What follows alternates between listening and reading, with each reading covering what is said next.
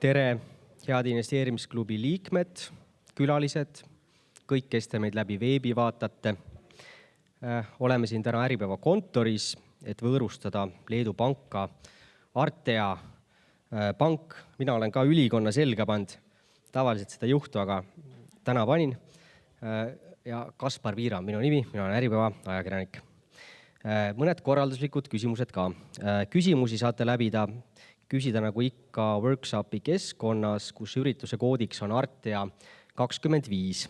Küsige julgelt kõik küsimused, proovime ka panga inimeste käest ära küsida. Kõigile kohale tulnuile on ka Artea pangal kingitus, mida siin laudadel juba näen ka, siis väärtusinvestorite klassikaline lugemisvara, intelligentne investor, autoriks Benjamin Graham.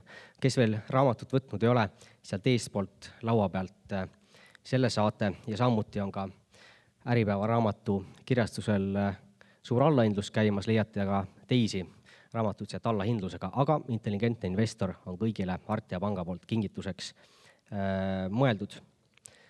Kes siin on esimest korda, siis WC-d leiab sealt eespoolt, loodan, et Juhan äkki näitas teile, aga samas, kus te näete seal akvaariumit, seal ümber nurga on ka 3 ust, kus saate WC-sse minna.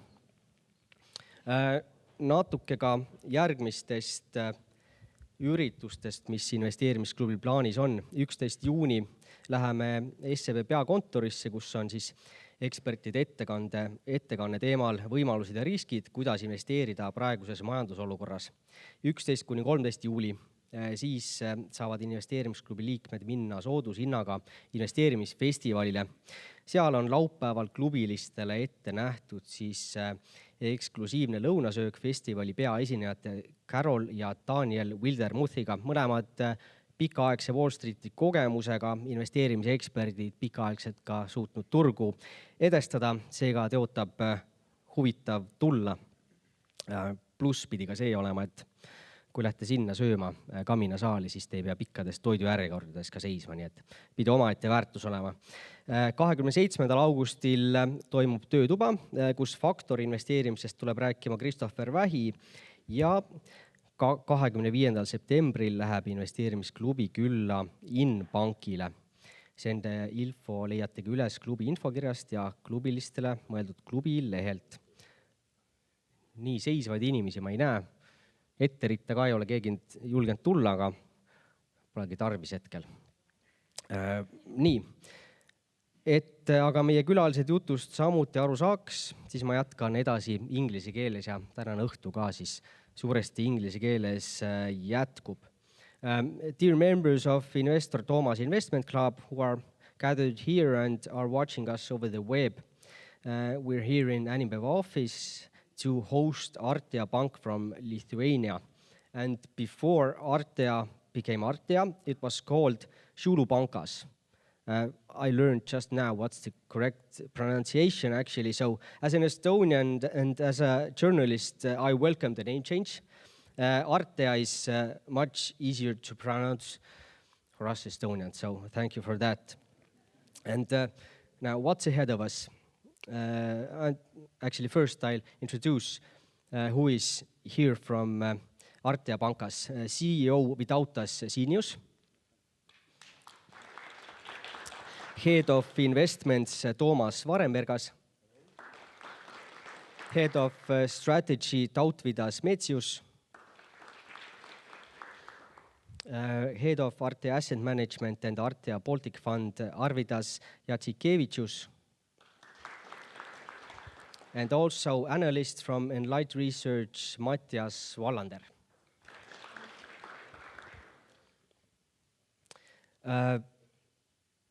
Now about the timetable.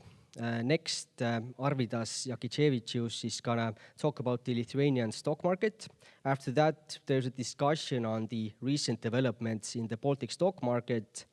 And after that, the management of Artea Bank will do its presentations and will take questions after that. So, thank you all. And now we'll start with Arvydas Jacikevičius with the Lithuanian stock market overview. Thank you.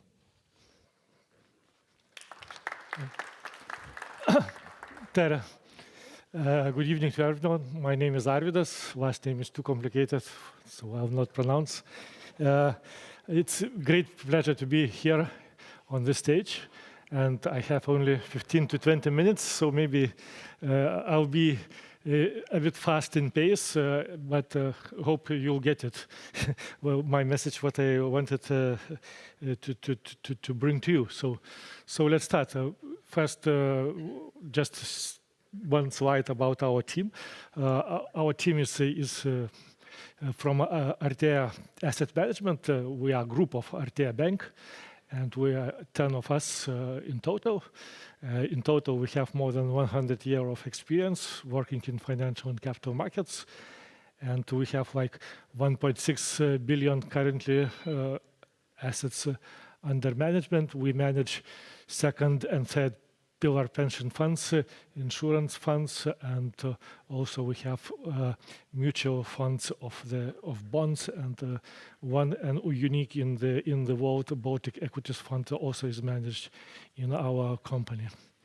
So let's continue there. I will not stop on this slide probably, and let's look first onto the slide. Let's have the view from top and going down. So the first message for me to show you how performed our region and the world since the start of last bull market. If anybody remembers, this bull market started in September of 2022, and seems that technically it still continues, let's say so, with some corrections recently, but technically it still continues. So as you can see, the Baltics are standing in the right side. So they didn't catch this big bull market.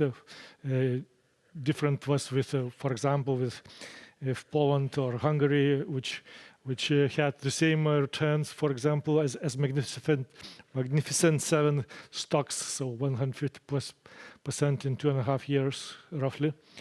But not this year. This year we are doing really well, and probably this is part of expectations that we all expect that finally the war will be over, and we will have different story, different risk assessment from investors, especially from abroad investors. And how we are valued in terms of, let's look this way. The big guy sitting in London or New York, he says, okay, maybe we have to invest into Eastern Europe, something. So where should we look? He goes to Bloomberg terminal, he asks for a data, and what he gets, let's say, for the indices of those Eastern European countries, like this. This is data of 20th, so 2 days ago I took it from the Bloomberg, and as you can see, we're not so bad, but maybe not so good. And of course, Estonia is of some big companies did not very good past few quarters. That's why the valuation multiples are a bit higher. But all in all, we are in single digit. If we look to the best and to the most liquid companies, I called it Baltic 25. The companies we follow in-house, this is most liquid, most attractive for us, or ESG most compliant. We don't look into companies which probably have some ESG issues as well. So as you can see, P it's like 9.8, EV EBITDA 8, something like that, and a quite good dividend yield, more than 5%. So it's really nice. If we compare to emerging, all in all, so you'll see the PE 15. And if you look to S&P 500, the PE is 25. Those are not forward, those are trailing 4 quarters numbers. So we are positioned in the world quite well. Our stocks are cheap. Of course, stocks are cheap. Why? Because we didn't catch the last bull market, and we didn't.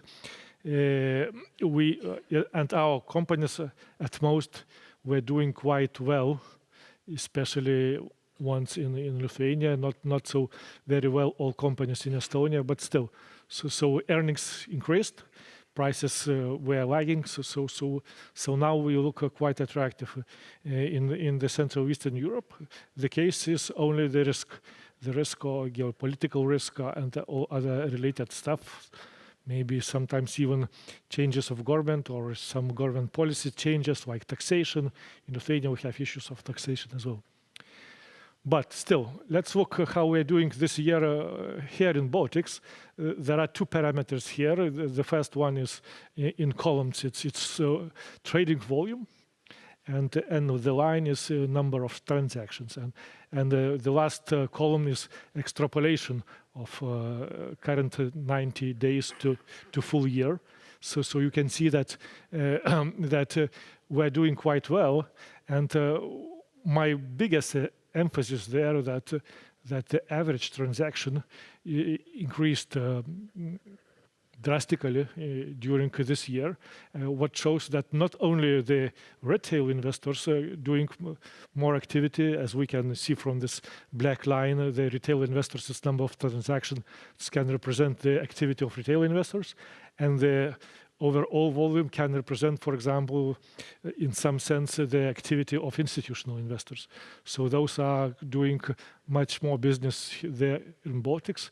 Of course, it might be even related with sell side, not only always with buy side, but of course, we see some signs that institutional investors already are, not say boring, but already they used to live with this geopolitical risk, and they are looking how to come back. For example, Norwegian, this so-called oil fund or state pension fund, they did some investments already last year, and from some signs on the market, we think that they are buyers in the Baltics this year as well. We'll see that after first half will be over, then we will see they will issue the report. Usually do. For what the Baltics are known for dividend story, we are more value market than growth market in the classic point of view. But the dividend story is really very good. You can see that in 2024 average dividend yield was like 5%. And this year we already have 5.7%, and some shares still trading with dividends. Those are in solid columns in dark blue. So you still can catch up and to try to get the dividends. And the interesting story is that usually in the Baltics we have situation that in Baltic market. This technical correction on the first X date, it is either smaller than dividend amount, or stocks starting to recover pretty much soon to the previous levels after X date. And this is a good story. That's why for investors it's a rather good investment decision to be in stock with dividends than compared to the X date. And you can see the banks, for example, I highlighted the banks, what they are bringing in dividends. So Estonian banks paying less. They do have some more growth, let's say, needs at this stage, or stability needs to balance their balance sheets. And ROE, it's Artea Bank. They decided this year to fully align with the dividend policy. The dividend policy is 50% of net profit, at least 50% to pay out. So they did that, and in addition, it's a very important story that Artea Bank is the first one who implemented as a rule, as a strategy, buybacks, and they are doing it regularly in doing it on the market, and buybacks could add some return to the shareholders, to average shareholders, some 2-3 percentage points in addition, I suppose, something like that should be. I expect. And the decision from central bank is pending and probably will be in late summer or in autumn for the next program of the buybacks, because the current, which is happening on market, will end at the end of June. Okay, so Enefit Green is, you guys of course maybe know better story than me. Probably for majority of investor society, it was quite a surprise that the Artea Energia decided to delist Enefit Green only few years after IPO, and of course the premium was that good thing that happened. Premium was very solid, really very good. They did that just because they wanted to be sure they will get more than 90% afterwards to squeeze out and to delist. So I did some calculations about investors who sold, who left. So amongst institutional investors, all sold, all, except you can see on the database of depository Nasdaq, 6 names, but those 6 banks, but those usually clients' accounts, meaning that some retail clients just holding their stocks. And out of top 150 investors, according to my knowledge, only 1 or 2 didn't participate, didn't accept this buyout. So basically, amount is big, 180 million euros. Artea Energia promised to issue bonds, and they keeping the promises. With very strong premium. I would be happy to participate, but can't, as I'm not Estonian citizen. So my expectation is more like a guess that some up to 50 million will come in 6 to 1 months term back to the market. But part of that, of course, would be not equities, but it would be bonds. Not all amount, of course, will return. And valuation of my 25 companies which I follow, our company follows. So good thing to highlight and to mark what is the core attractiveness of Baltic market. So I ranked all the 25 names ascending in P. And you can see that there is 12 shares have P ratio single digit, below 10. 15 shares have dividend yield above 5. And 9 shares have average daily trading volume above or about 100,000 euros. So quite solid liquidity as well. So you can see that we have plenty of attractiveness, and you can take a hit of 2 or 3 those yellow color cells and think that it could be a good opportunity for the investment. And as well, it shows that yes, we have good stuff on the list. And very briefly on this slide, you can see again, this is all the names from the Baltic index, OMX Baltic index. 20 names, those are included in the index, and the index itself doing quite well this year, like 16% plus. So it used to be yesterday, today slightly lower. So you can see that there is quite big fragmentation. One company is doing extremely well, others are doing extremely bad.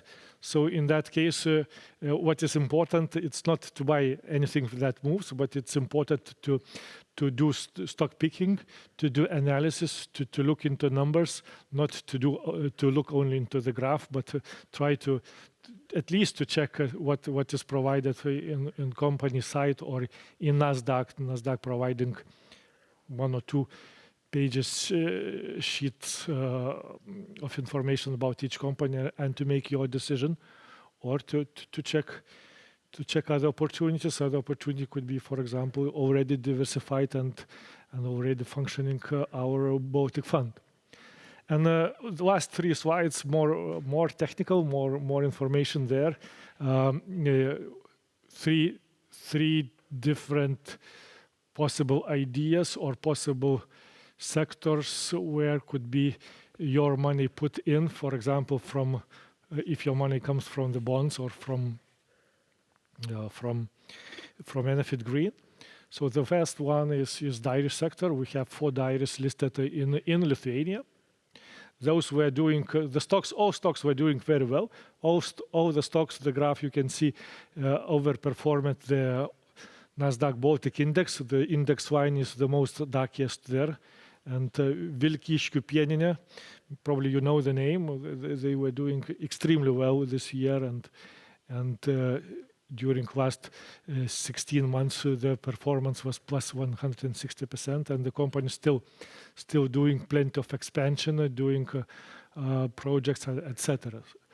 So you can see what is the story about the dairies. Very low valuation, very cyclical business, but the cycles usually what they're doing, cycles not repeating, but they're going each new high is higher than previous. And that's we think what is attractive. So you have to find the right time of the cycle and then to step in on the one side. On the other side, there is a trigger. There is a trigger of possible consolidation. Consolidation may bring saving of the cost and better profitability. And third one, but not least, is the cash flow. They are really. Except one company, they love retail investors and really are eager to share their profits. So, and all those have very low debt. They are just loaded in cash and very low debt there, or even debt ratios are EBITDA debt ratio is even negative. So about the risk, always arguments for and always comes in line with risk. So the risk is, as I said, those are cyclicals. Those are comparatively lower liquidity, not the stars of the Baltic stock exchanges. And they have, all those are controlled by private families. All those have majorities. So sometimes it may create some risk because families may do not always the business logical moves, let's say so. Okay, then the next thing is for those who want more stability, less probably growth, but of course less risk, more cash flow. So you can choose the companies which are like utilities, telcos, or energy sector. So there we have 4 names listed, in 3 of those Lithuania, and then Tallinna Vesi. I would be very happy to place there Enefit Green, but I put it, but then I removed because just no sense to leave it there because nobody now owns the shares and nobody will own. So still attractive valuation, as you can see. It's like for a utility company, 12-15 PE. It's not big number because they are usually natural monopolies or regulated monopolies. They have very stable clients base, which usually are growing very slowly or not growing at all. They have business regulation, so it's stability. And when you have low risk, you would be expecting low reward, but not as for now. For now, you can see that the dividend yield for those, let's say, one word, utilities, to be shorter. You can see that the dividend yields are nice, and those better. Dividend payout ratio is even not close to 100%. So big part of the profits is reinvested into business, and later on will create basis for new profits and new dividends. And in terms of risks, it's always, when it's a regulated business, when it's governments, politicians, it's always political risk that somebody will try to do something, will increase tariffs, decrease tariffs, increase whatever else, and it may break something. That is why there is a risk premium. And this risk premium is more treated negatively by abroad investors. But when we live here, we understand this risk much better, and we feel that this risk is smaller than others from abroad do. And of course, if those big guys, big companies, big hard assets, production facilities, etc., windmills or whatever, pipes, then you need a lot of capex. And you're doing always some big projects, so you always face the risk that something can go wrong in terms of costs. Costs can increase. Some suppliers cannot deliver in time, etc. You can then face the fines. So this is a project implementation risk is always also a matter there. But I think my personal view that all those risks are already included in the current valuation and the current returns to the shareholders. So I would say that in my eyes, those in Baltics are less riskiest stocks and giving quite a stable and quite good cash flow to shareholders. And the last is the banks. Banks. What is the stocks of the banks? Banks like they live in the cycles, as all economies do. As money is the blood of the economy, so to say.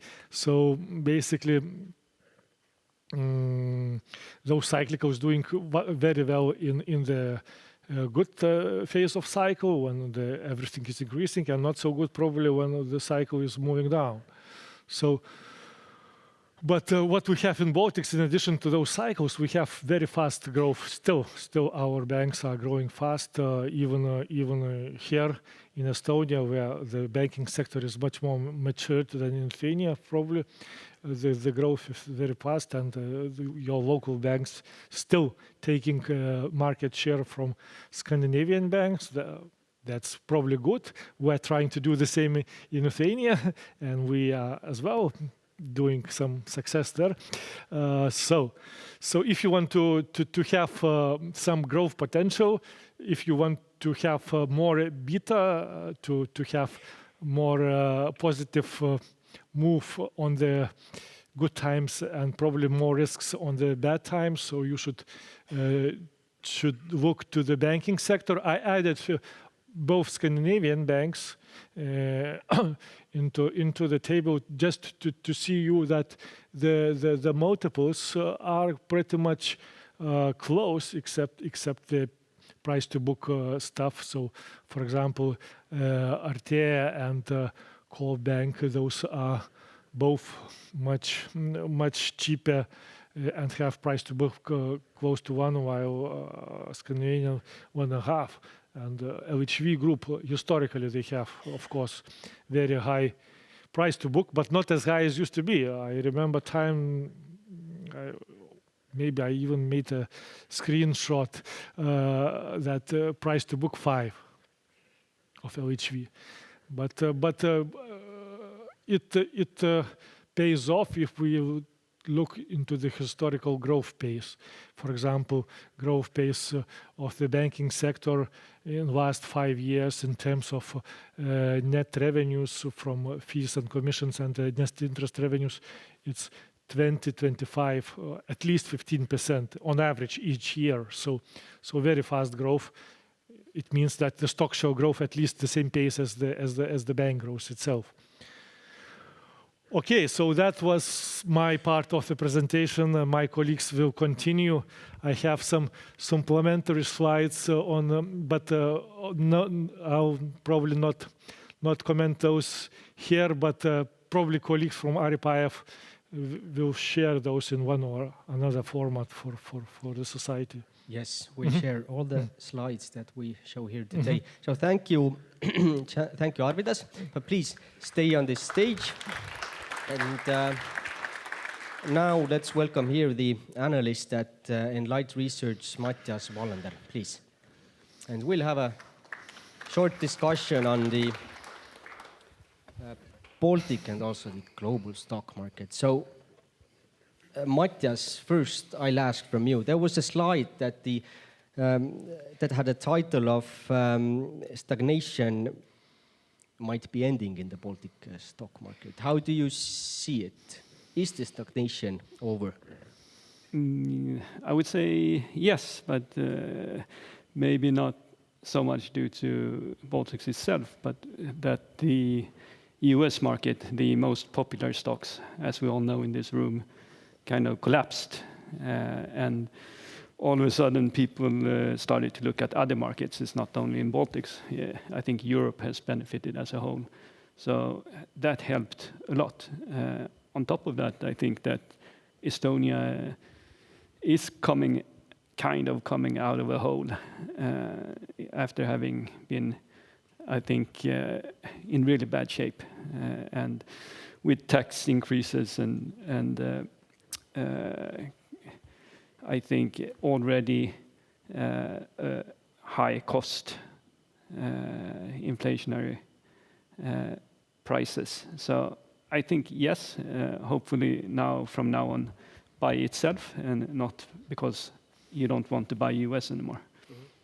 Arvydas, how are the Lithuanian investors doing and feeling? Because as we know, the economy has been doing much better than Estonia. I think the story is pretty much similar, not many differences there. The investors were looking to the markets of big techs in US, etc., or cryptocurrency, but this trend that then the curve of your investments is going downwards, and you can finally recognize that there are nearby markets which still are growing. So why don't to transfer the money, for example, from US to Europe, to Eastern Europe? Eastern Europe is doing extremely well this year. For example, Poland is plus 30% since beginning of the year. Baltics almost 20% plus. So investors like the trend. Trend is your friend. It's a good saying there. And if something is not working somewhere, then I shall try it elsewhere. You also had a slide that showed the biggest gainers this year on the Baltic Stock Exchange. Number one and the biggest gainer was Merko Construction Company. It has risen over 50%, 50 this year. Do you see it as justified? Wow, good question. Yeah, at least I think that investors evaluated that at this stage company is doing well, but probably nobody is expecting some bad things to happen or kind of worsening situation in the nearest future. That's the point. And also, it's a good thing to know that the company is doing better than others. Also, if other construction companies or broadly the full list is doing not so good, so then why don't we participate in the success story of the leaders? So that's why we see such kind of price increase. On the other hand, even when the price is almost or doubled in like 1 year, the multiples are still very attractive, and the companies perfectly switching between business segments from real estate to construction, again to real estate, printing press releases about new projects almost every day, not every week. past week, probably 2 or 3 of those came here. that they had to have new contracts. So it's amazing story for now, and a good question if they can keep the space, and depending on that, there will be the stock price. Matthias, how do you see it? Yeah, what can I say? I missed the whole Merkel race to start with, and I actually know I think the largest private owner of Merkel, not the founder, but apart from the founder, who has become very wealthy on Merkel. And I met him when Merkel was at 6, and he said, you should buy Merkel. I said, no, it's too late. And then it doubled, I think, to 12. And then we met again, and he told me, now are you going to buy Merkel? I said, no, it's too late. Sorry. Now he's gone. and then we met again just recently, and it had doubled again from 18 and so 30. Please tell me when you will schedule it. Next meeting, then probably it will double again. We were kidding that we meet at 60 then. But did he recommend it this time?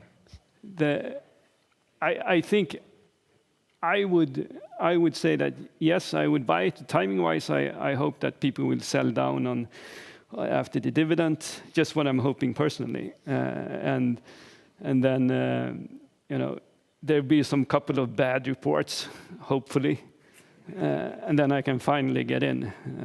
But to say that, I should add to that I did a revenge Merco trade, and I bought Nordicon and made a little bit of money, not much, but a little bit of money. But that was not a serious trade from my side. It was just purely frustration for not having been in Merco. So I guess the answer is I wouldn't probably buy now.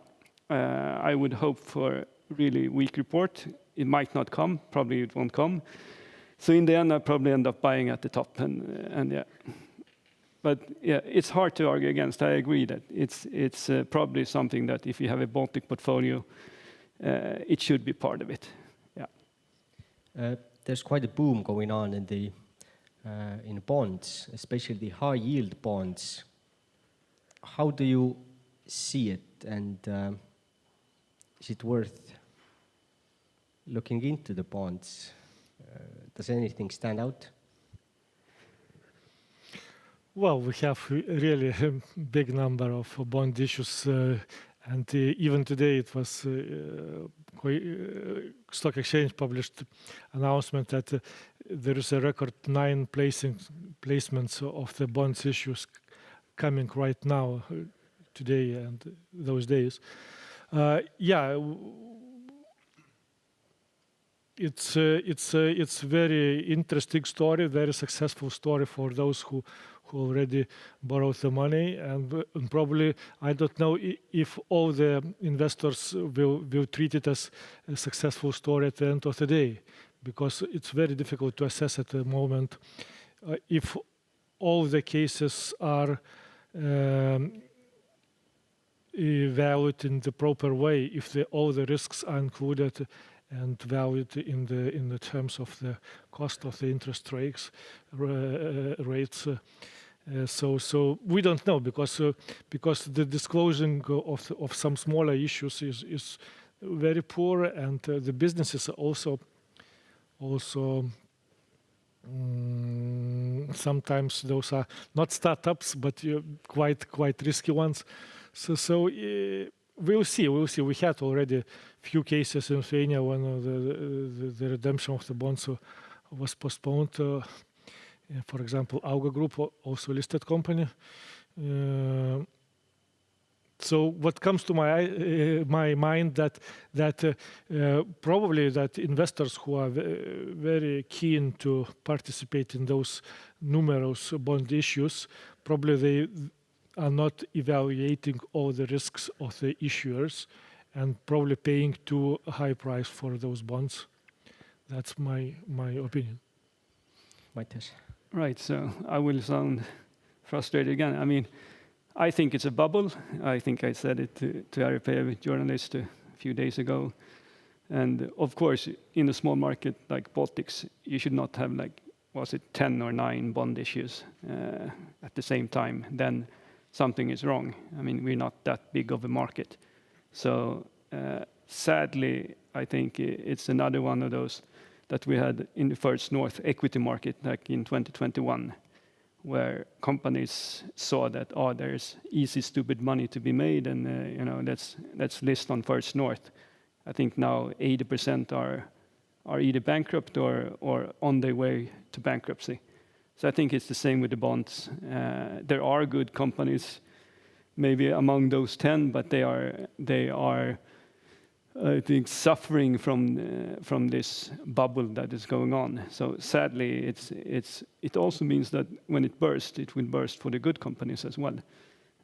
But yeah, it doesn't mean that all bonds are bad. But right now we are in a bubble, and it doesn't mean that the bigger ones, like I like, for example, Delfin Group and Eleving and those, you can see, okay, what they lend for this interest rate, and they raise bond at this, and there's a difference, you know. But when companies in kind of traditional industries raise at 10% and the normal return on one of their projects is like 6 or 5, then you have to think that yeah, okay, so I give them my bond money and then they pay the interest rate to me with the money I just gave.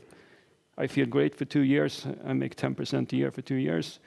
And then in the end, when I'm going to get my money back, then, oh, okay, 80% is gone. So that's kind of the game I feel like many are playing. And I hope that you guys are more advanced than the average investor, I would say. But I hope that the average investor that is not here realizes this. And lastly, Matthias, you've also looked at the stock of Artea Bank, and Light Research has analyzed it. Give us a quick overview. How do you view the Artea Bank as an investment? Yeah, so the story with Artea or Shailu is that we followed it, I think, 3-4 years, and it was 0.6 times book, I think, when we started, and we said for, I guess, 2.5, almost 3 years, it's cheap, no one cared, everyone loved LHV at 5 times book, and finally, I think in the last year or so, Estonian people, I would say mainly, realized that this is a quite good bank that could become LHV in Lithuania.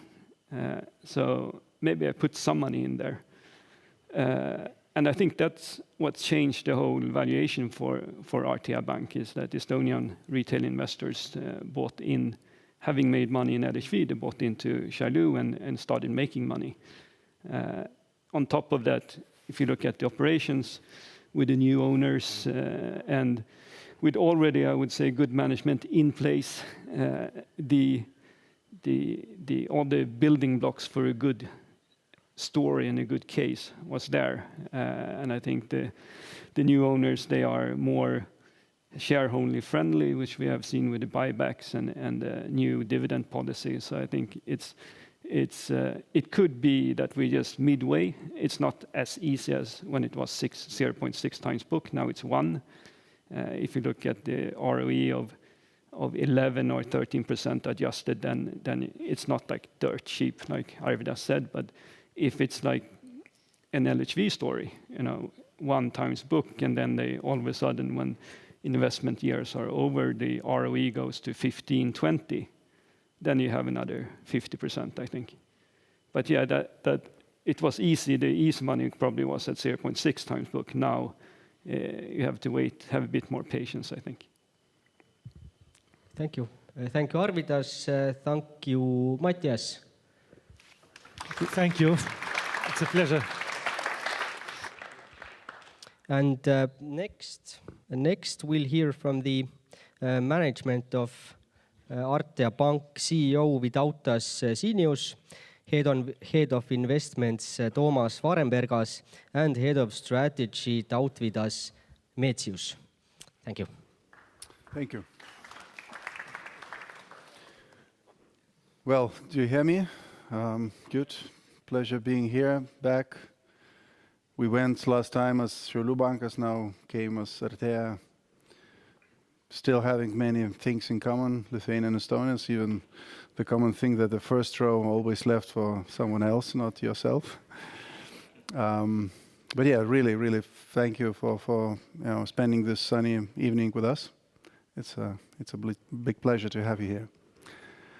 So Artea came to Estonia, and again, one of the reasons we changed the name is you. As I said, it was having the biggest list of investors from Estonia. I think was our commitment to become more friendly and more understandable, indirect and indirect, meaning to all investors. So that's one of the reasons we changed. So the colleagues already been presented, so I'll not repeat myself. So I'll give some info about overview, how we see the bank now, and also colleagues will join slightly later on other subjects. So in a nutshell, we are a 5.3 billion bank in Lithuania. Mainly our activities are there, with a very small business franchise in life insurance in Latvia and Estonia after the last acquisition. Shareholders' equity grew to more than €500 million, and return on equity, I would say historically we were standing at the level of close to 15%. Now we raised ambition in a longer term to go to 17, but current period is a bit lower due to investments we are, writing off through our costs through the P&L. That's why the result is slightly lower. I would say we're a rather balanced bank with a corporate and retail. Historically, just for those who are not very much familiar with the business model, we were more on SME.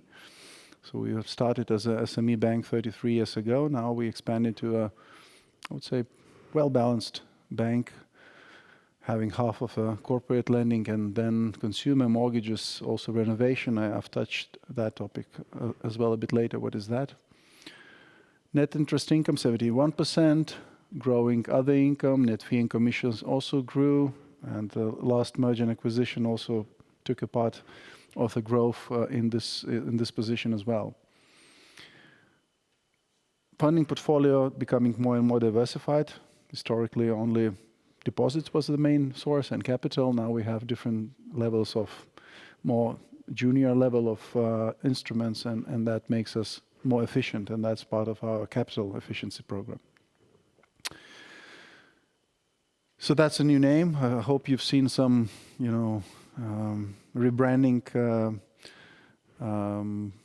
advertising in Estonia as well, since we want that Estonians will also know about this change. Of course, the larger part of all the costs related with the rebranding goes in Lithuania, so mainly it's our campaign and explanation for the clients what has changed. Also our IT system related with the rebranding, some costs related with that. But it's an ongoing process in Lithuania. So we are, overall, I would say we're happy with this change. So our clients perceived well, employees perceived well, and that's very important. It creates a new energy and a new drive, new vibe in organizations. So I think it's a really good momentum to do that, because the new ongoing changes will happen next year. We'll change our core banking system. So again, the new wave of opportunities will come in 26. So we changed our ticker, probably also already changed in your records. So it's ROE1L for your information. And why now? Why this change happened now? So historically, at least in Lithuania, part of a client treated us as a regional bank because it comes from one of the cities in Šiauliai, so it has been established there, and we thought that it's already stopping to gain new clients, and for some clients, the change name was kind of also emotionally important element. Another thing is our internal ambition and new strategy to grow faster and to grow broader in a business model. The recent transaction with Invel also showed that some clients from the pension and from investment arm, they're also willing some change and a new name. So I think that perfect timing has come to us to do this change right now. About a shareholding, I would say also long time development since we are listed from 94, pretty long history. And I'm really happy about the structure because even those new investors who came to the bank, I mean, the larger ones who have more impact either through the council or through the weight of their participation in a bank with equity, we still maintain those who were at the very beginning of the bank. So those who are established the bank or the early investors, so they either maintain or even increasing the stake. So that shows that this transition from the previous shareholders who were the kind of even on the management board level, on the supervisory council, they still believe in the bank and want to be the want to be in a history of bank success developing further. And also those names like Tesonet, Willgrow, Invalda, they bringing not only the money to the bank, but they're bringing the ideas and our discussions in a supervisory council become much more strategic and deeper developing bank further. Key initiatives that we are now going through, I would say the two main, probably most visible will be one is a rebranding, which is happening now, and one, as mentioned, we're changing our core banking platform. So it's not only the technical change of a core banking, it's much broader. It's about card system, it's about securities, it's about a customer database. So we will utilize our internal capacity to have all the clients from all the subsidiaries in one place. So it will allow unlock much more cross-sell opportunities in the future. So it's a big change. We are going according to the plan. It's not an easy task. Probably you've heard that's core banking change in a banking environment. It's a big endeavor for organizations, but we now entered a second phase of implementation. We already started to test initial setups of the systems, and looking forward to this change.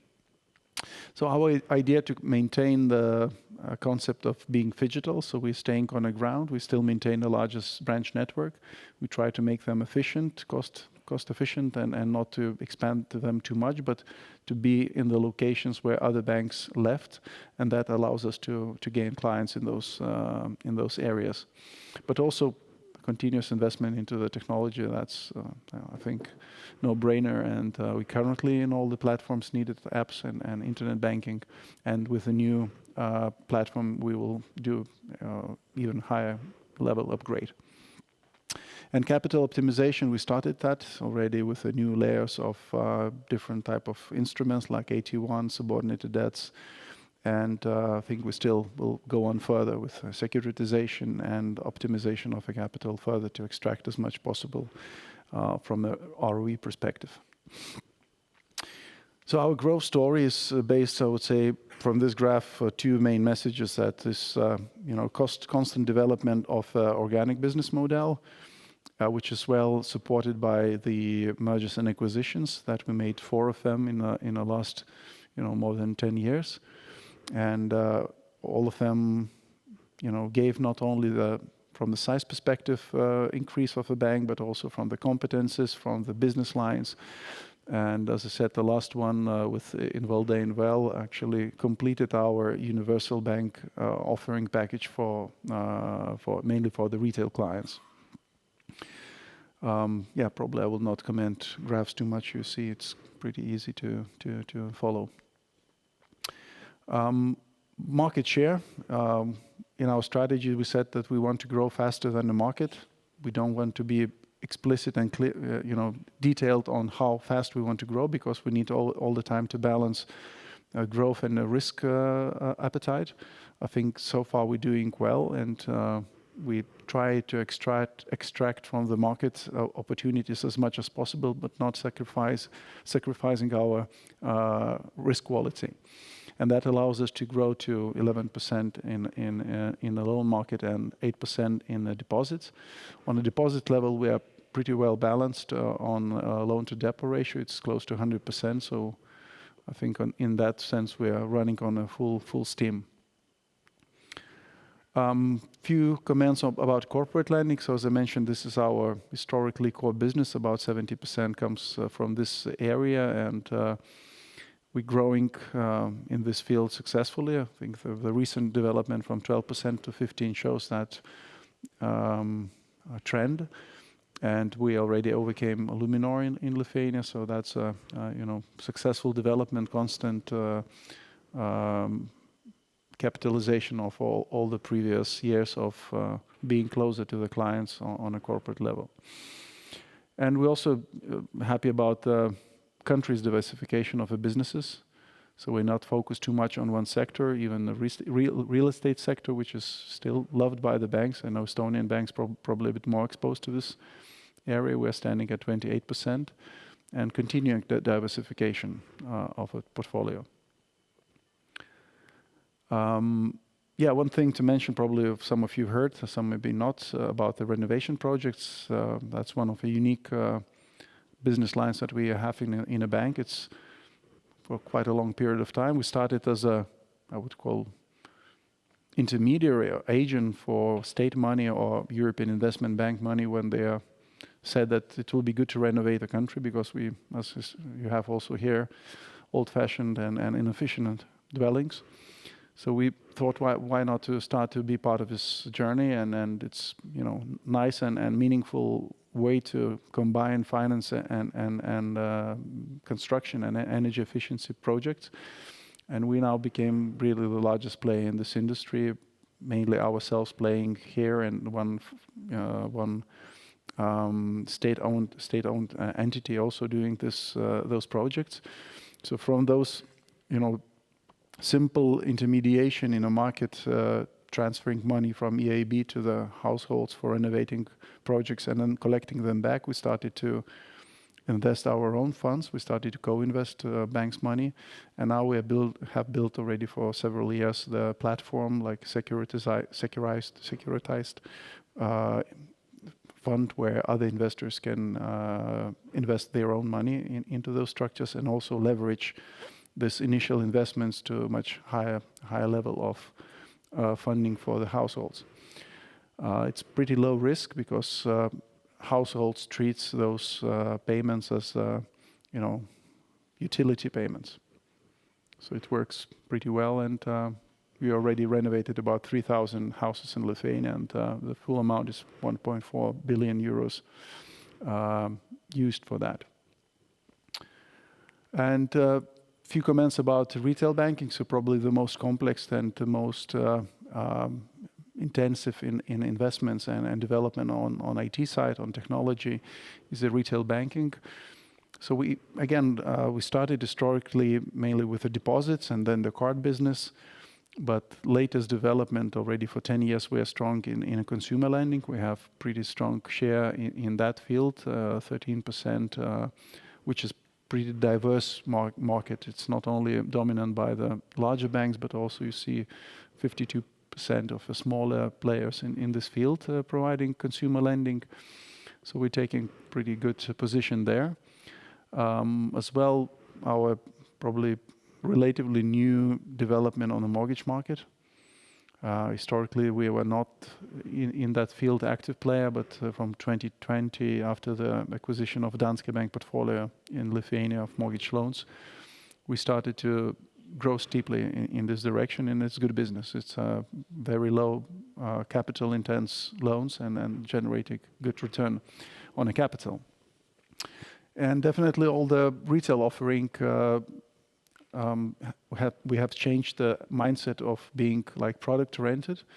Since historically we have some particular products and we were selling for the clients, now having the full scope of products, we're able to shift more to the client-centric approach, providing not particular products, but less like solutions for the clients during the needs, during their life cycle.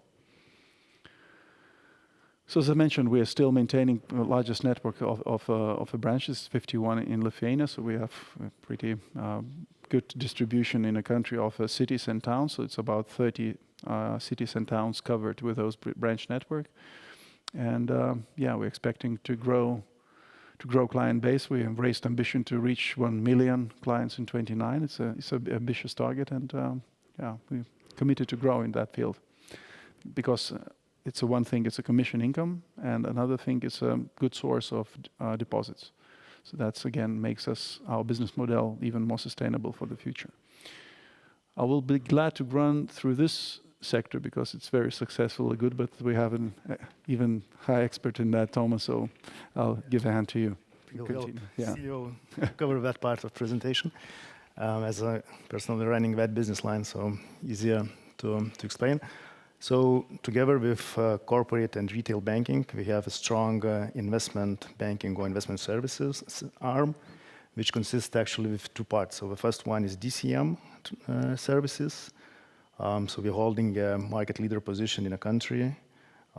We quarter to quarter increasing our bonds originated.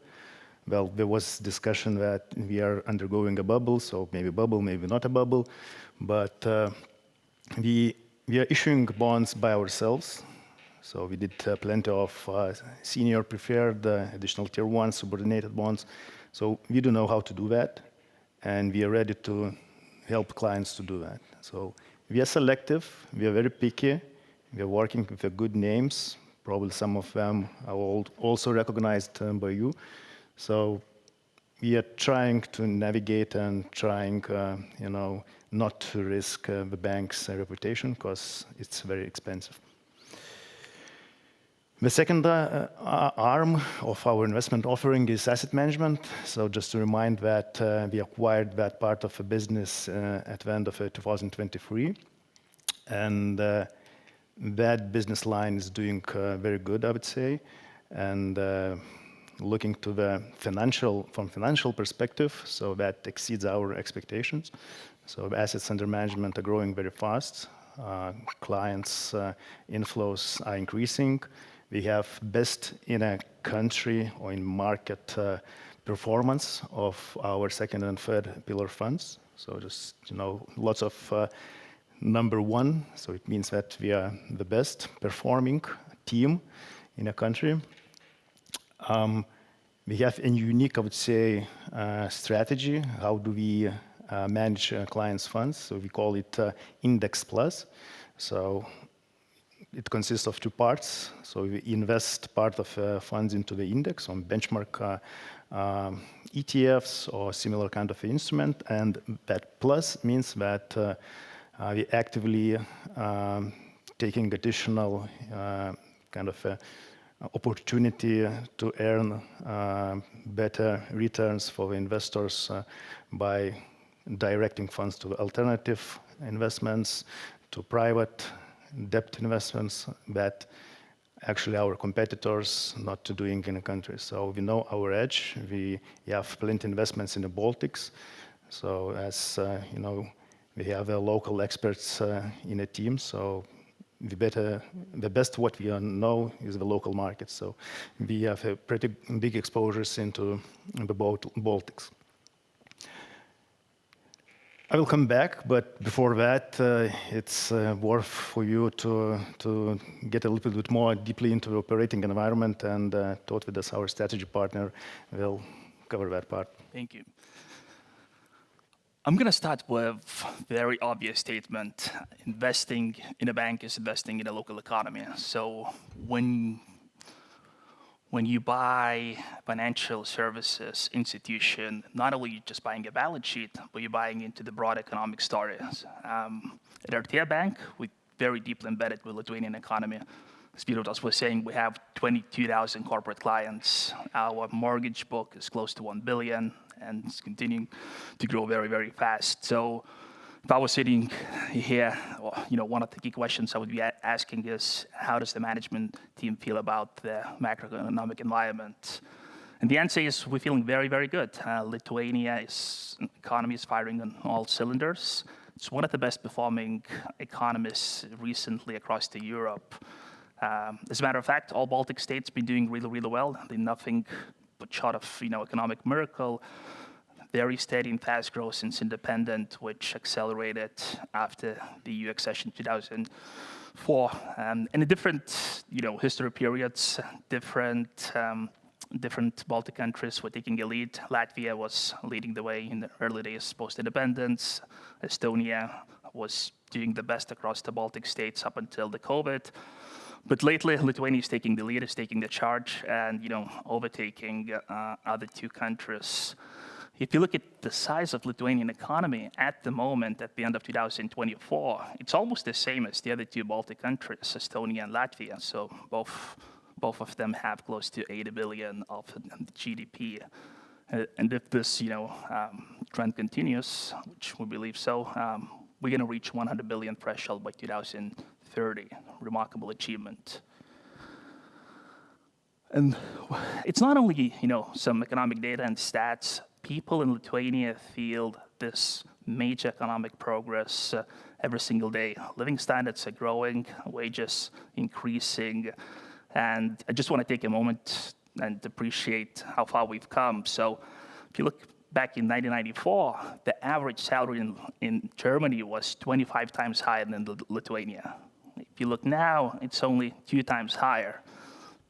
Massive achievement, remarkable achievement in a single generation. It just shows how fast the economy was growing compared to the Western Europe.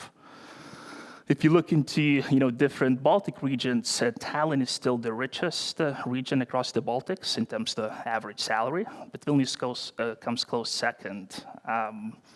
The other interesting thing when looking in the middle chart is you see that like 2 countries dominating, it's Estonia and Lithuania in different regions. So Latvia is falling a little bit behind. The other interesting thing about Lithuanian economy is the consumer confidence level is at the moment one of the highest in Europe. Actually, I think it's number 1. And that's driven by rising wages, low inflation, low level of employment, which is very good, and we're feeling that at our bank when it comes to the credit application.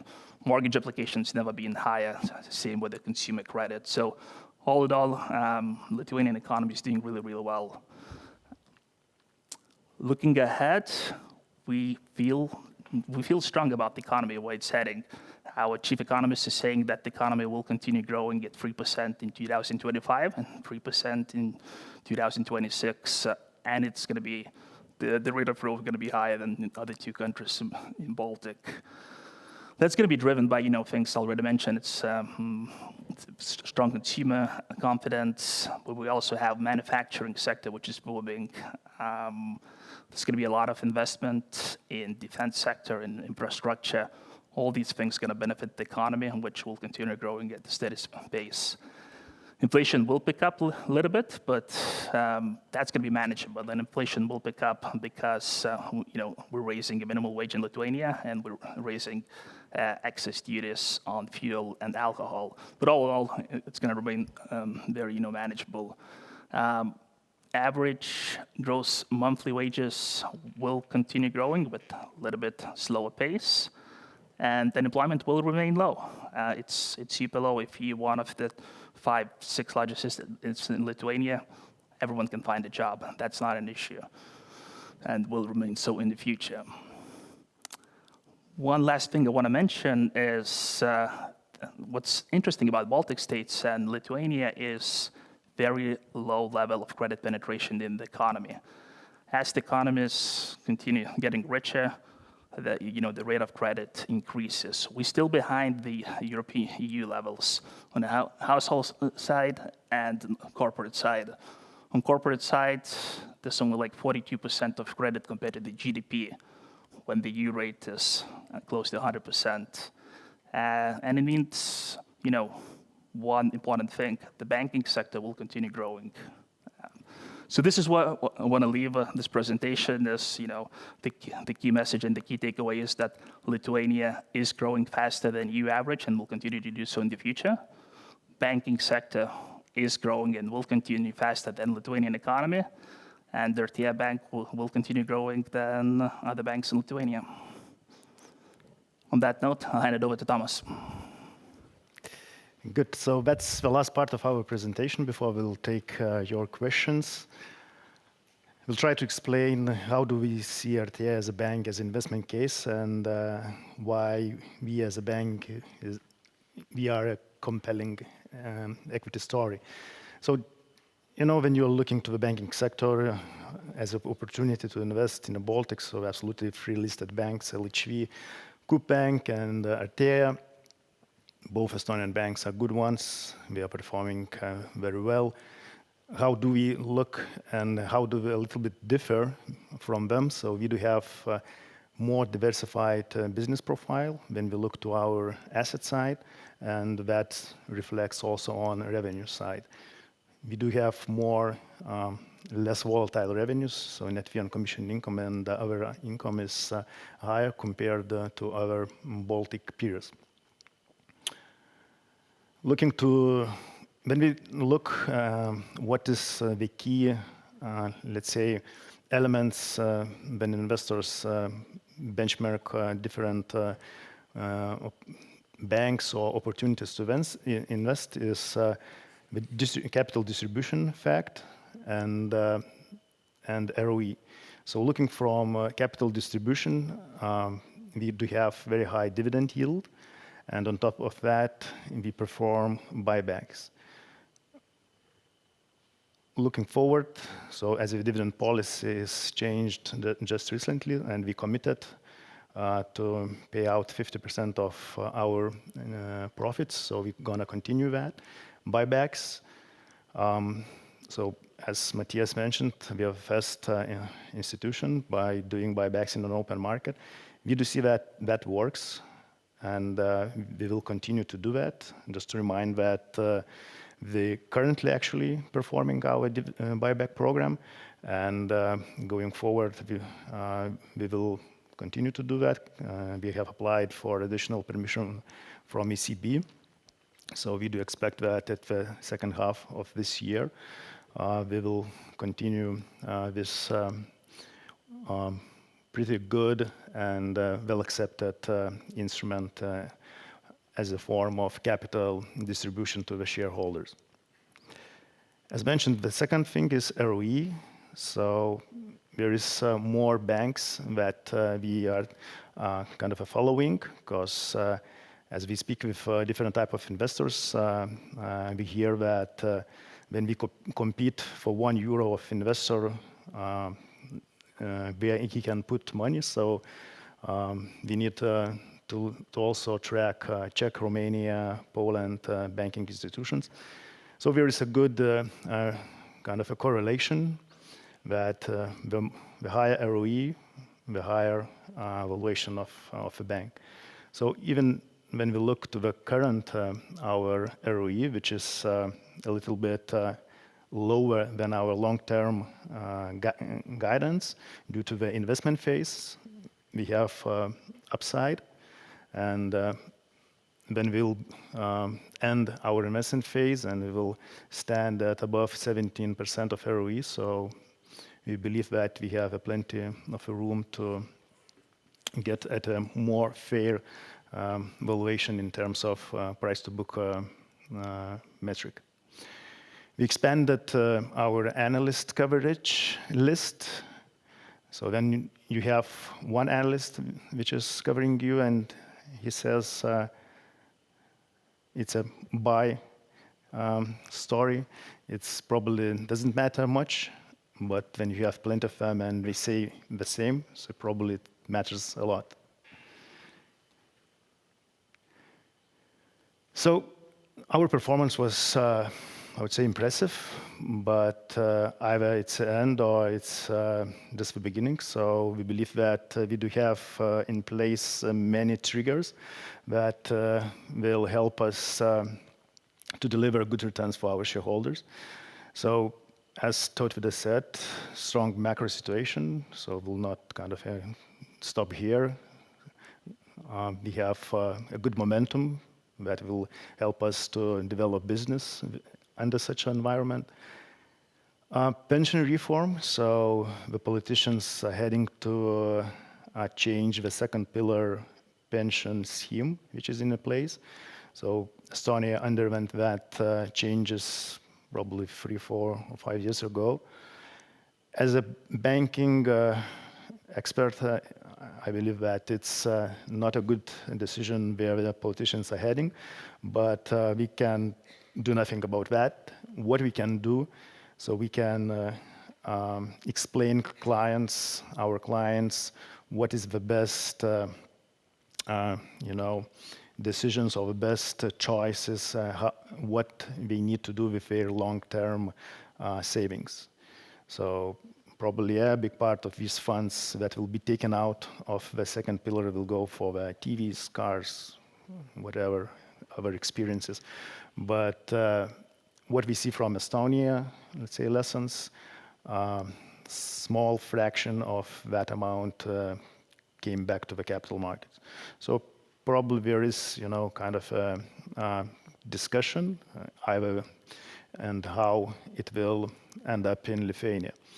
What is good, in Lithuania we have adopted investment services account.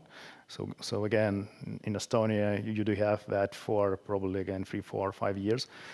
We do have it from the beginning of the year. So that a good trigger for building community, retail investors community in a country. So we are very looking that in from a positive perspective. Rebranding, again, that's, when you call as a fourth city bank in a country. So to get engaged with the retail investors, it's hard, but with the rebranding, we do see that our presence and communication with the retail investors will increase, and we'll continue to communicate about how do we succeed, how the business is going, and what lies ahead. So buybacks, I mentioned, so we are committed into that as that instrument works, and actually looking, into the 2 different forms of distribution, dividends, either share buybacks. There are different groups of investors with different, priorities, how the capital should be distributed. So one group prefers buybacks, another dividends. So we will need to match that 2 forms and to make as much our shareholders happy as we can. Yeah, and valuation. So recent performance was a good one, and so we believe that we can catch up in multiples even further.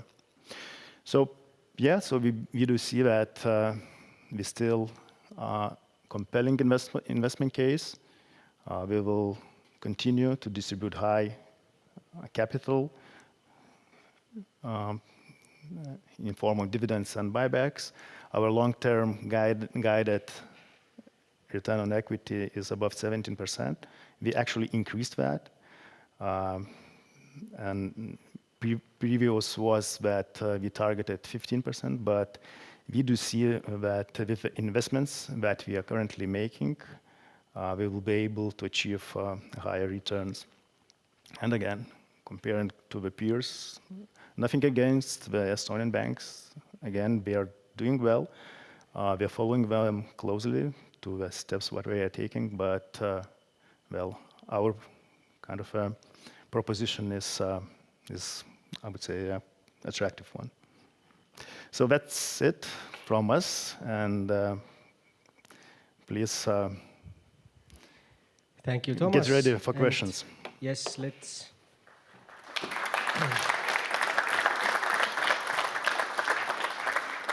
Now let's open the round up for questions, and let's.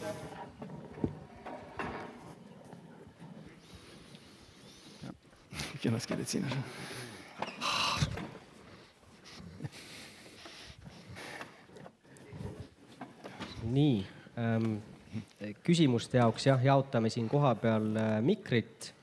We'll ask the questions into the mic and we'll shortly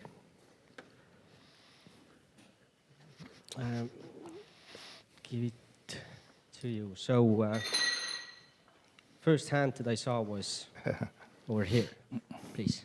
Yeah. I would like to go back to the last point, being the dividend policy. Usually they say that when the company starts paying out dividends, especially over 50%, then the company is basically out of ideas what to do with the capital. And Artea is quite a small bank. You have quite a lot to catch up in Lithuania as well. So why are you paying out so much when you could use that capital to expand even more in Lithuania? So I can take that question. So actually, well, we receive questions either we are value story or growth story. So we usually answer that we are both. We can grow faster than the market. and that's what we had been doing and what we are planning to do under our new strategy. But at the same time, we do see that we have enough room and enough capital to stick to at least 50% of the capital distribution. We also made that decision as, trying to make our equity story more attractive and more compelling. So 50% dividend payout, it's not something that it deviates from, kind of a benchmarks. So KUP and LHV, their payouts are low. But if we look to the broader, universe that we are benchmarking ourselves, so that you can take Romania, Czechia, Austria, Poland. So 50%, it's a median range of the payouts. Maybe continuing with the growth story again, quite a lot of the market share is by Nordic banks and Luminor as well. How difficult is it to get market share from them, and what are your main selling points to get customers, like both business clients and private clients? How do you differentiate yourself? Can I take that? Actually, we grew on this mindset how to compete with the larger banks, and I believe it was even tougher.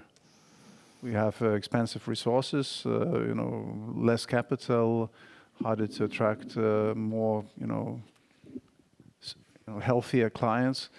But I think we've passed this threshold of being very, comparable with the Scandinavian banks. With one difference, that we are very locally positioned to the clients, so we speak the same language. There's no decision making upwards to the Stockholm or somewhere else. So the flexibility, ability to change when the client needs some changes in the contracts, I think this character has remained, even being supervised directly by ECB, and this is a challenge. I mean, how to maintain all this framework, as all the rule says, but to keep the flexibility towards the clients. So I think we maintain that on a corporate side, and now we can target larger tickets, not SMEs, but mid-corps, and that generates better returns working with the larger clients and opening opportunities also for DCM colleagues to join and to provide more diversified services.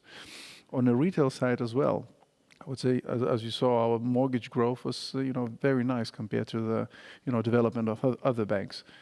Again, slightly more flexible approach to the income, how we calculate, how we approach the clients. We managed to get more clients, those which are able to pay a higher interest rate, and we're competing through this flexibility, even on such a products which are quite homogeneous, like mortgages. Just to add a little bit to what Sviatoslav was saying, what's helping us is that Scandinavian banks are complacent. They're not trying. They closing down the branches aggressively. They're pushing all the clients to the digital platform. They're increasing the fees. They're not paying barely any interest on term deposits. So we're trying to do things differently. We haven't closed our branch network. We're paying decent, term deposit fees. We haven't increased the commissions and fees. That's what's helping, and that's what's allows us to win market share, especially from Luminor and I would say from SEB to a certain extent. Swedbank is still holding the market share here, but overall we're trying, and we feel like our competitors not really trying on the retail side. It's not an easy game, current account holders, bank holders are very sticky. People usually don't like to change the banks. Something really bad needs to be with a current bank, or something very good has to be with a prospective bank. We know it's a tough game. We're not going to win a ton of market share in the short term, but over the long term, I think we're positioned to win, and we'll become number 3 player. Something similar in Estonia as well. If nobody asks a question, maybe I will continue then. Maybe a bit wider on the Lithuanian market. We saw a presentation as well that said that the Lithuanian stock market, or the Lithuanian stocks, are quite cheap, especially compared to, let's say, Estonia or other markets as well. They have been so for quite a long time now. Do you see any changes coming to that, and what could be those changes that we could, that at one point we will see that Artea, it is increasing in stock price, but still it could be, let's say, more expensive. Ignit is the same thing. Like all the Lithuanian companies are rather cheap. So what could change? And is it like for the companies to do, or is it like the policies, or what has to change? Okay, so probably I will take that. So when at the year 2000 I was writing my master thesis, I was one of the outcome at the end was that the market lacks the knowledge. The knowledge of investor to be financially educated, to be analytical, to have analytical skills, and then afterwards to be a successful investor. So nothing changed in 25 years. Of course, not nothing much changed, but we still think that there should be much of improvement. And those knowledges and this investment culture, even to say broader, we feel that it's coming, for example, here for us to Lithuania, from your country, from Estonia. Estonian investors, as we see it, are much more educated. They know the products, they know the risks, and they are ready to risk and to earn. They are not so conservative. We see it probably from the structure of the shareholders list, not only our bank, but of majority of Baltic companies. So that's probably what I'm saying. Going to say that's the big part of the answer. That our investor or this bunch field matrix is not so big as it is in Estonia. When we have, for example, for me, it's a very sad story when it was IPO of Enefit Green, like 10% of households in Estonia participated. When we had Ignitis Group IPO, it's less than 1% of households participated. So this is why the valuations are much cheaper, because nobody believes in local companies so much as local investors believe, because they know that companies, they know the news, they know the product, they use the product usually every day, and that makes them to be confident of the investments, confident of the companies, of their shares. But situation is changing, and the valuations, those will be higher, I believe, in the future. It's like a potential. You never know when this glass would be full. The glass is not full unless the last drop fills it. So afterwards we will see. I don't know. It will be in 1 year or 5 years? 6 months. 6 months. Yeah. Just to add what Arvydas said, so I agree definitely with his ideas. What do we see that retail investors community matters a lot? Local retail investors community matters a lot. And as we analyze our peers again, so Estonia and Romania is very good two examples. Currently, Banca Transilvania, local listed Romanian bank, is the most expensive in Central and Eastern Europe, including the Baltics, trading, I guess, above 2 times book value. The second most expensive bank is LHV. So again, 1.8 times book value. So what we are doing as a financial institution, because we are operating in a country, so actually we prepared a separate retail investor engagement strategy. Just that recently we did that for our internal purposes. And well, we do have many initiatives that we will work. Some of them also will be seen in Estonia. But well, we do see that we need to take a leading role and to educate local community, as it will reflect in our evaluation. It will reflect on our client base. So that's, no other, listed financial institution in the country. So the most benefits who could get are us. Actually, you stole my question, but I will continue. So, as I understood your answer, that there is some inefficiency in the market, so we can benefit, yeah? So that Lithuanian companies are relatively cheap. I thought that it's maybe some political issue that, how do you see any political risks or challenges in Lithuanian markets? Maybe they're cooking some new legislation, what can be unbeneficial or etc.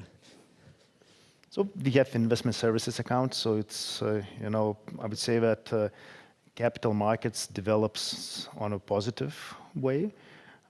So that, we do not see, kind of initiatives that could harm that development, as everyone, sees what's going around. So what's investment communities or investment products penetrations outside the Baltics, in Scandinavia or Western Europe. So you do not see that politicians, could play a kind of important role and kind of harm the society, investment society itself. And when you say, inefficiencies, probably it matters more that when we speak with institutional investors, so that's also a reason why the valuations are low. So we need more liquidity. But, when the liquidity will be high, valuations will be different.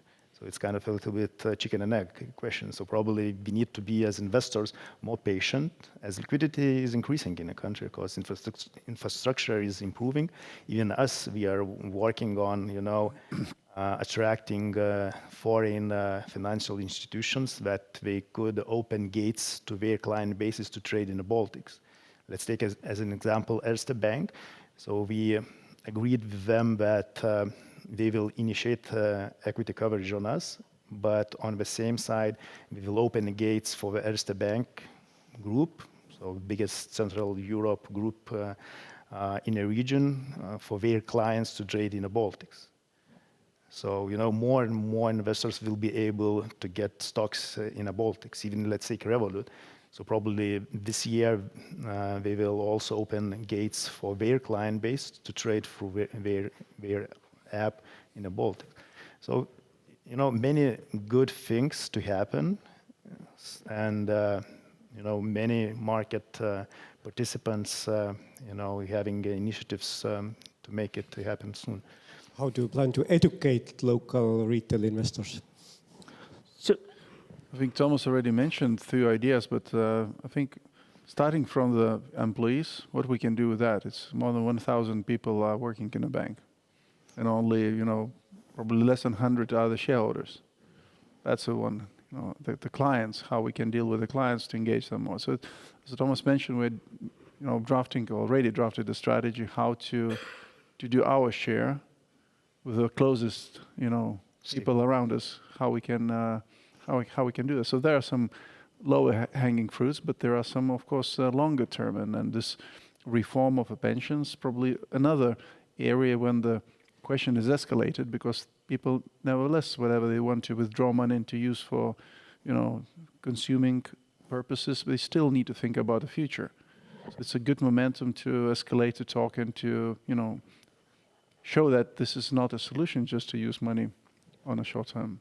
And you also asked a bit of political stability, so not going too much into politics, I would say, knowing what's happening in the world. I mean, the US, Europe's countries, so I think Lithuania is purely like safe, have like calm lake.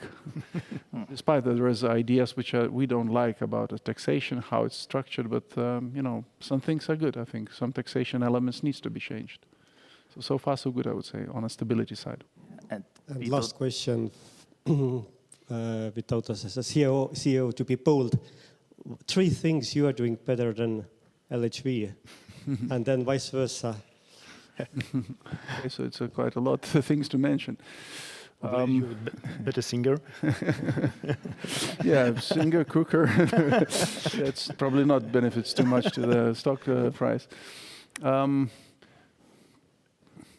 On our side, I would say the persistency and focus on the clients, and I think that shows our consistent development of offering to the clients that probably LHV was more moving to different areas in Estonia than moving to UK, and this is again changes of business model. It's a bit more riskier endeavors. I think we are slightly less risk, accepting risk. We mainly focus more on traditional thing. So it's a pros and cons, both of that. So we are doing differently in that perspective.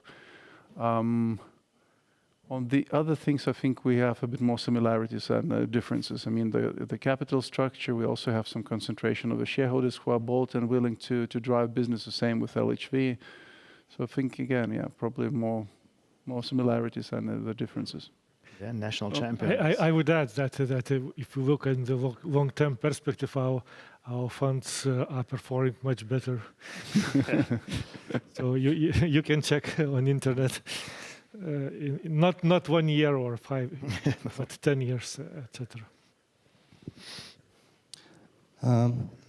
Thank you for the very good presentation. I used to be a long time investor myself. At the moment, not anymore, but maybe that's why I'm here to become again. But my question is about a fintech sector. Do you see fintechs as your competitors or your partners, or there's one name was mentioned already that has origins also in Lithuania, Revolut. But what's your view on fintechs? Do you see them as competitors or partners, or what's going to be changes in that sense in the market? Thank you. So Revolut is, gaining a lot of customers in Lithuania, especially among younger people. It's a popular app. Most of the people have a card. But people use it as a second card, mainly as a travel card, maybe, to do peer-to-peer payments. So short term, we're not seeing them as a risk. Who knows what's going to happen medium, long term. When you look into other more developed countries where fintech's been prevalent since 2014-15, established banks, incumbent banks, they haven't really lost the market share. People want to have the primary banking relationship with an established institution. People want to see the branch, the headquarter, because it gives them credibility and the trust. If you just have an app, okay, fine, maybe I'll keep it like $100 as my pocket change. Maybe I'll use it as a travel. I'm not going to keep my family savings. I'm not going to take mortgage from them. So short term, we don't feel it as incredible threat, but Yeah, I could add to what Tautvydas said. I would say I see what the conversion happening, that the bank's becoming more fintech type approach and with a functionality development. And on the other hand, Revolut tries to become more bank, to develop more products. So it's kind of moving both directions. And if they will move much faster towards the full-scale bank, then of course they will be a very true competitor to us. But now it goes both directions. So we are becoming more like Revolut, and they're becoming more like banks. So they're considering to enter the mortgage market, etc. But there will no presence for people. So there will no be chance to meet people. So meet a physical person. And still for some, clients who are approaching for mortgage, still they want to have at least possible easy to call or to meet a person. For some, it's already not an issue. So I think it's a conversion happening between the fintechs and the banks. Me again. Maybe a little bit more back to the political side, I guess. For the last few years, as a retail investor, it's been kind of difficult to invest in Lithuania for me because whenever a company is starting to do good, like there's a good year, let's say, for example, the banks or the energy companies, the government steps in and says, you have too much, we will take some of the money away from you. So do you see the same issue, let's say, for example, foreign institutional investors as well? Is that one concern why they maybe aren't investing in Lithuania or in Lithuanian companies? And are there any others that maybe are holding investors back from investing into Lithuania? Not much, I would say. Political, questions are being discussed in the meetings. So, and even taking probably not only Lithuania, but the whole Baltic region. So compared to other countries, so we having pretty stable situation without any, drastic or unpopular decisions. So we do not feel that political, angle is the reason not being, Baltics. I would say there are two key considerations, different to political ones. So the first one is, again, liquidity and the size of the companies. So two things.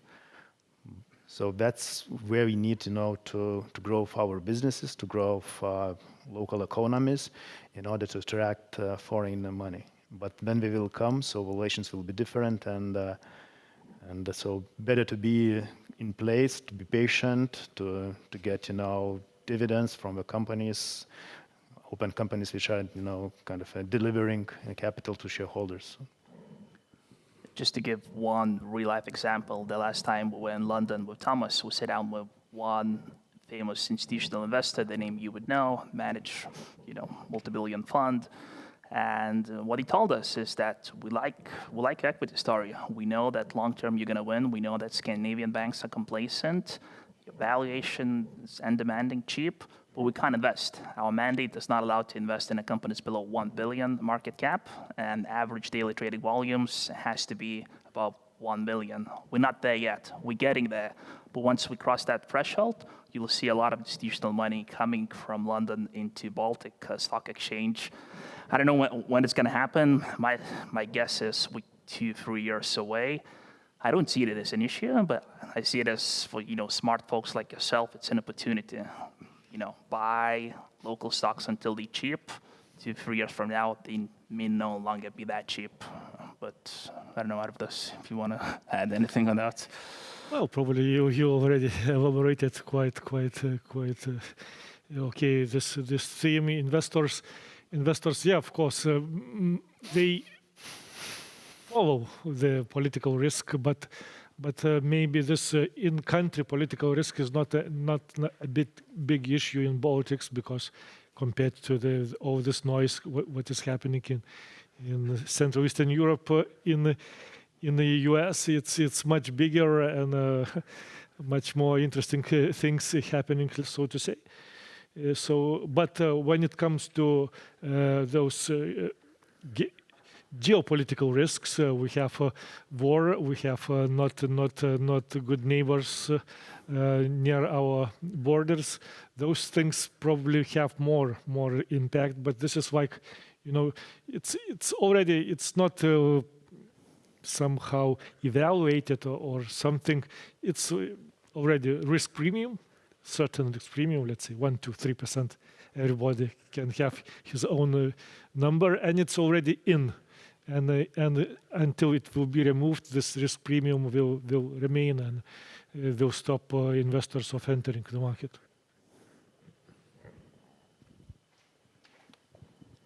What was the growth rate of the Lithuanian whole loan market last year?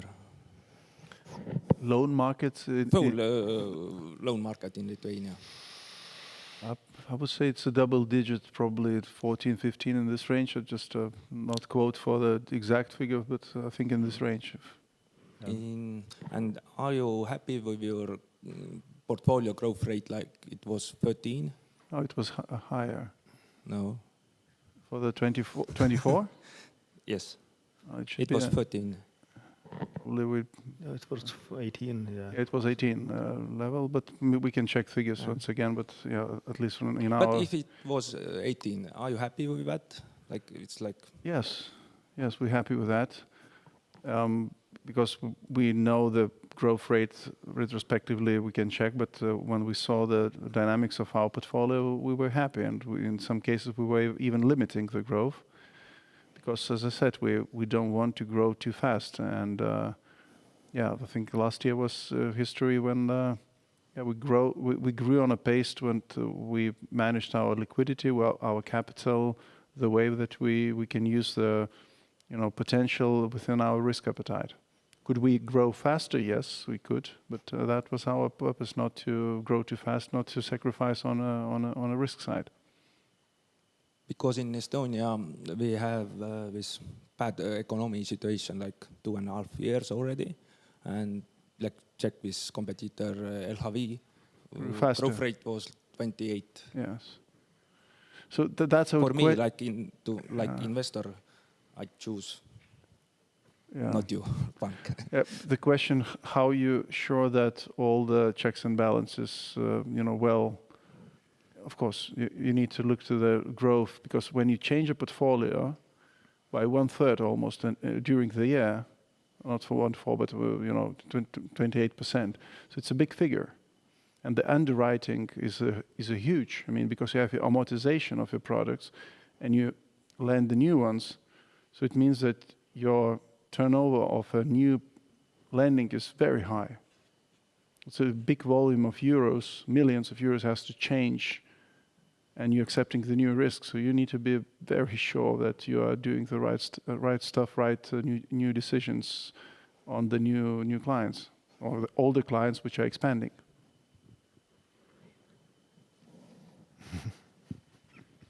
We're triggering new questions. Yes, exactly. I wanted to ask about the financing of the defense sector, because the companies are rising. There are more and more companies producing more for the defense sector. So how do you feel about it? Are you okay with financing different defense companies? And maybe as an additional question, what are the most lucrative or the most attractive sectors that you would like to finance? I can start with the defense sector. So by the fact today it's a big day in Lithuania. We have kind of official kickoff of German brigade. So it's a lot of people came from Germany, including Chancellor and foreign minister. So it's kickoffing huge investments in Lithuania with this process of getting more secured with our neighbors, with our partners. So I think more than 1 billion should be invested quite shortly in several years to raise the new facilities. So actually, I would say the new town will be built in Lithuania. Sorry? That's a new consideration for you, Matthias.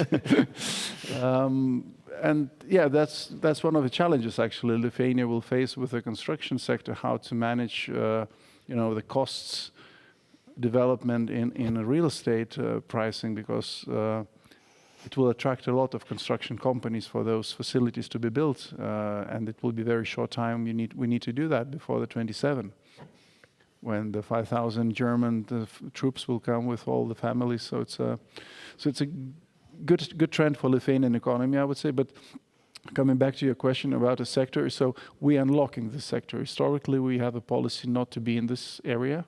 One of the reasons because we have still EBRD as investor, and we have signed some documents with them regarding limiting our activities in that field. But now they're also changing mind, understanding situation, so we're unlocking that. So one thing is infrastructural projects. So that will be one of the areas we're looking now. It's a question how to fit to that, because the EIB, NIB, those banks are willing to take the largest part of investments into those facilities. But there is a subcontractors, there's other companies that will be involved in the developing those facilities and different type of needs. So if that's opening the new opportunity, and we will work deeper to slice this defense sector to the areas where we want to be, the areas we don't want to be. So the ongoing process currently. So I'll take a few questions from the web. Who's web? Why not build the core banking system in-house? How much will be the running costs to the platform provider, and how do you protect yourself against the vendor locking, etc.? Vendor locking? Yes. I don't understand what it means, but... Okay, I don't know. Yeah, that's a good web question.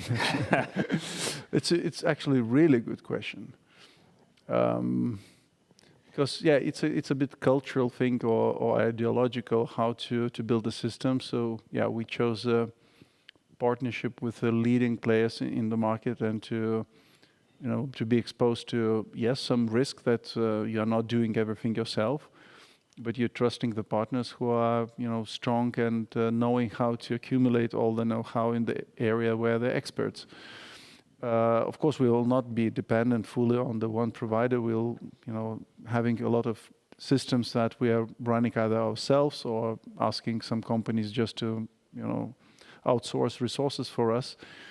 But we made this choice, evaluating pluses and minuses of developing everything ourselves, and understanding that in order to develop full-scale universal platform, it's a huge investment. And in a small country to accumulate all the technical needs that you need to do that, it will be the challenge. So we need to find resources somewhere else. So we went to the solution to negotiate, to find the right vendor, and to contract with them.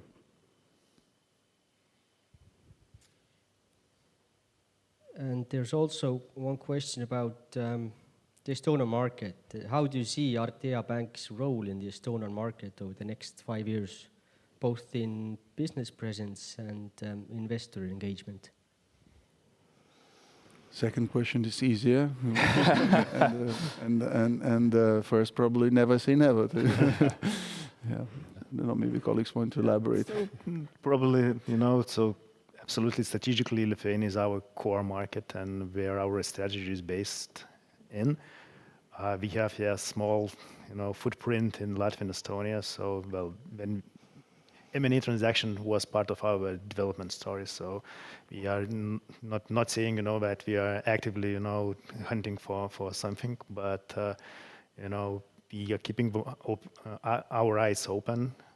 We are monitoring and tracking what's happening in the market. So in case we'll find, a good fit, so we are ready to consider that. And, we know how to do M&A, and all the transactions that we did successfully are integrated in our current business. And on the investor side, we'll already become a little bit more active than they used to be in the past. You probably have seen some of our press releases translated into Estonian language. We started to taking place in conferences like Investor Toomase and events like this. That will continue, that will increase. We're planning to be in Tallinn every 3-4 months. You have our email addresses. Feel free to connect if you want to get one-on-one meeting, or if you have any questions after our earnings call.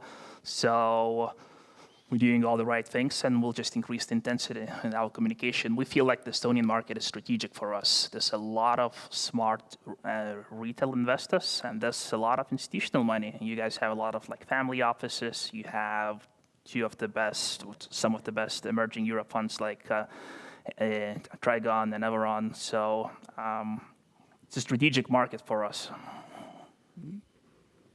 Do you also offer investment products, buying stocks, bonds, options?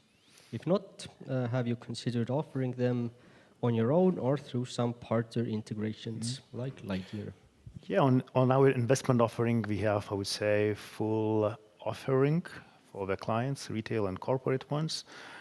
So the brokerage services, repos, transactions, again, asset management business providing mutual funds, possibilities to invest. So our offering is pretty wide one, and we believe that we cover the whole needs of our client base. We're truly one-stop shop for all financial needs for both corporates and private custom. The only thing we're really missing at this stage in our offering is P&C insurance, non-life insurance. That's what we don't have. Maybe we'll get it in the future. I think the first step will be to become a brokerage, start cooperating with one of the underwriters. We're not going to rush into underwriting business. But other than that, if you're a customer company, you come to Artea Bank, we'll provide you a full product offering. And if you had to invest all your personal wealth into just one company, would it be Artea Bank, and why? It is. Yeah, it naturally happens. Probably, yeah. I would say from my side, yes, I'm exposed quite heavily to that. But yeah, I would say colleagues already mentioned many things. I will not repeat. We'll try to sell, those arguments more. But I think we're doing right development. We have a strategy. We have supports both in the company by the employees. We feel a really good vibe of developing things together now. I think the shareholder support is strong also for those which were mentioned, and with the new ideas popping up. So I would say, yeah, I see good potential further to grow for Artea Bank. And I'll take the last question from here. If there's one thing you wish investors fully understood about your long-term strategy, what would it be? Here you go. Focus on 2027 figures. Treat the next 2 years as an investment phase. It's going to be a bumpy road, but it's going to be a road to high ROE. That's why we changed the ticker. But look, it's not going to be a smooth road, right? You got to take a long view. You got to understand that all those small, poorly quarters, it's not an issue. You got to take a bigger picture, bigger look, and you got to focus on 2027 ROE of 17 plus. So I think that would be our key message.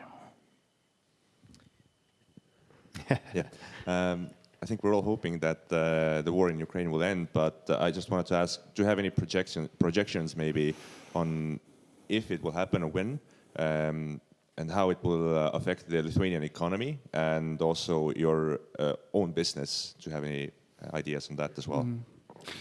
I don't know, probably it's very hard to speculate on the timing, knowing how things developing is hopefully coming to the end. And I hope that this end will not increase our risk, but diminish that. And it's still, it's not given.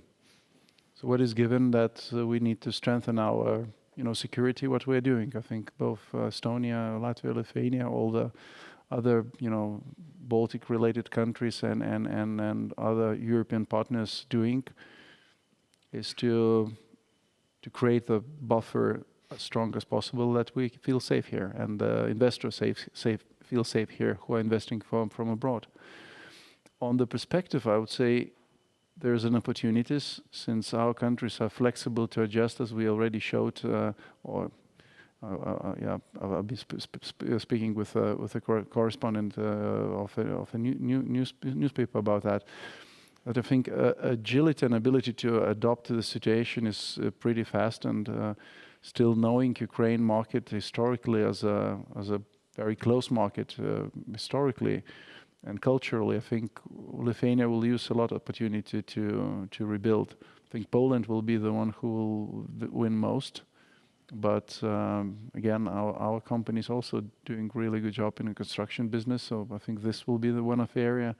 Another is agricultural. So it's hopefully when everything ends and ends successfully, I think all Baltics will have a good opportunity to come back and to do business there. From a completely different question now, maybe a bit more technical. You mentioned that your pension funds are index plus funds. So meaning basically they're index funds, but you also actively manage them. So how has it worked out for you? Has it been more successful than actual index fund? And also, are you getting higher management fees as well because of the active part in the index management? Okay, so I'll answer that. No, management fee for second pillar is regulated by states, and so everyone, if you, depending of course on the assets under management, but it's 0.5 or 0.4% from assets value per year. So it's regulated, so not high fees. And regarding the strategy,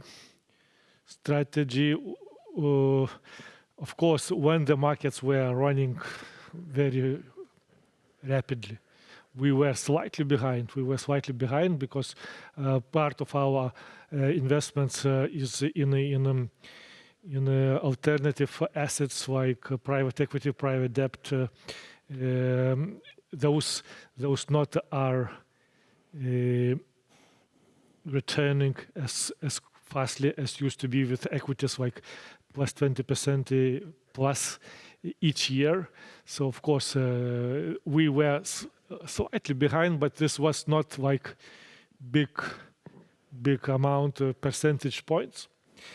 During this last correction, we of course got got our advantages, and our strategy is to be good enough in the good times and be the best in the bad times. So that was fully covered during this March, April drop on the markets, and now we are in line with others. But we always say that we are not looking into short perspective, always only into long. We treat the pension funds not as a sprint, it's a marathon.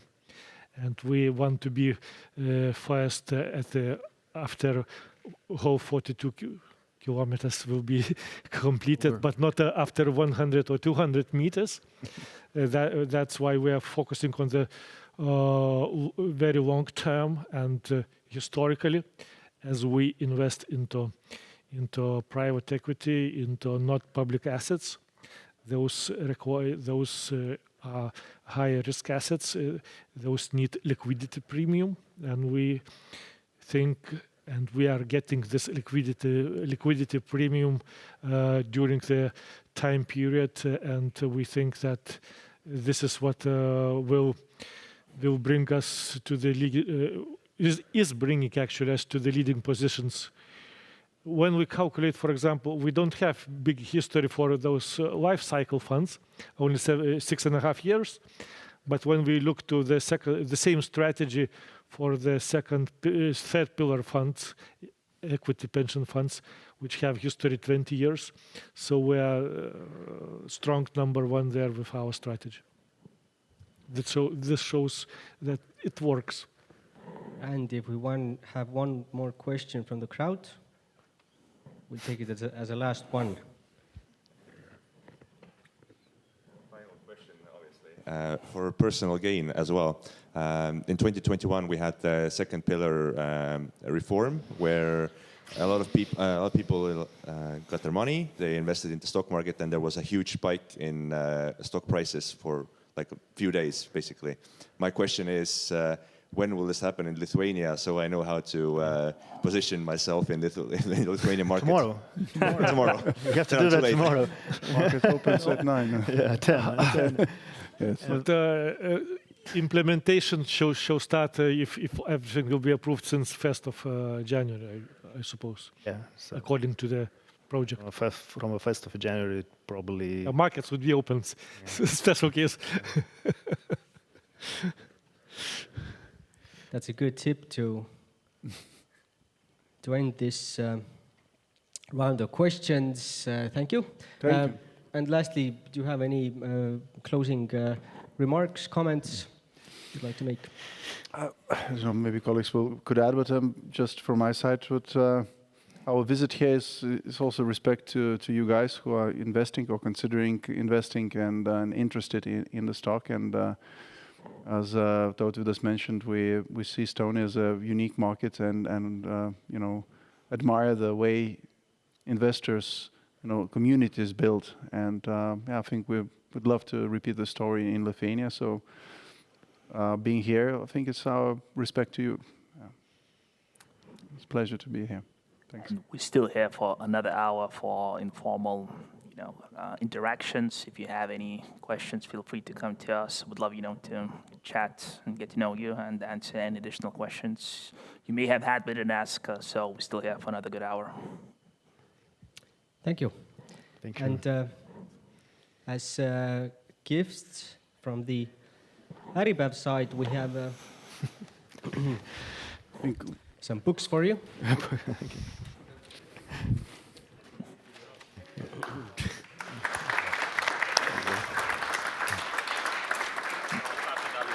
Thank you. We have a gift for the most questions. Thanks. Thank you. Thank you. Thank you so much. That's chocolate, Lithuanian chocolate. Ja kõigile, kes meid üle veebi vaatavad, siis aitäh. Siit kohalt võtame ülekande kokku kõigile, kes siin on. Laudadel oli veel sööki ja nagu juhtkond ise ütles, kui soovite midagi küsida nende käest, siis astuge ka ligi ja uurige. Siit poolt aitäh. Järgmise ürituseni.